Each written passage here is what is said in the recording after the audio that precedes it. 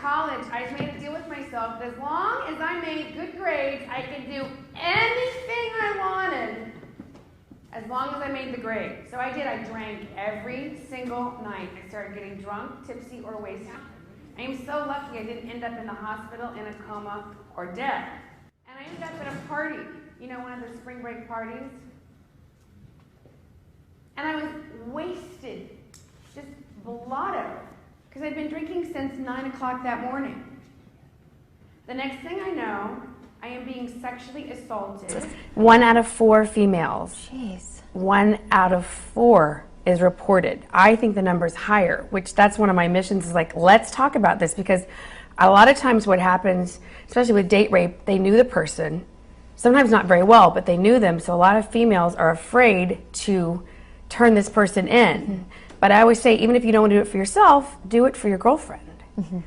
And that way we can at least stop and start the conversation. And how do we have fun without flunking out? How do you have fun safely? So that's one of the things I teach. I call it Party 101. Party 101. All right, what else is in that class? Sure, well I say, you never want to leave your drink alone. You always want to keep it with you. If you forget, throw it away, get a new one. Even if you're not drinking alcohol, you're actually more of a target for the date rape drugs. Really? Because predators will think, oh, they're not drinking beer, I'm going to put one of those things in.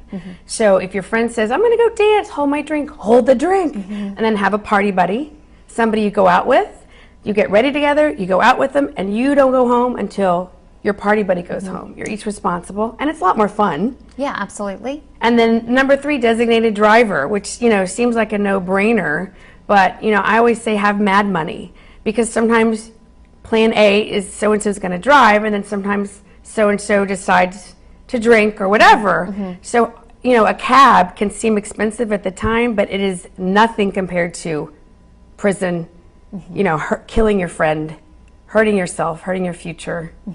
So those are my top 3. My name is Jack Ringline. I'm from Maine Maritime Academy, and Elaine is awesome.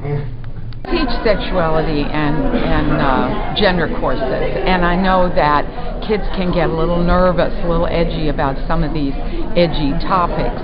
But I was really impressed with the way that not only did Elaine Williams really connect with the kids, and they connected with her, but when she did the exercises with them, when she suggested that they do things, they did them. And that's something you never see college students do, is actually participate. She knew how to hold their attention, she knew how to get her point across, and she's got a whole bunch of them coming up to her right now to talk to her, to get her materials, and I'm really excited and pleased that she came to our campus.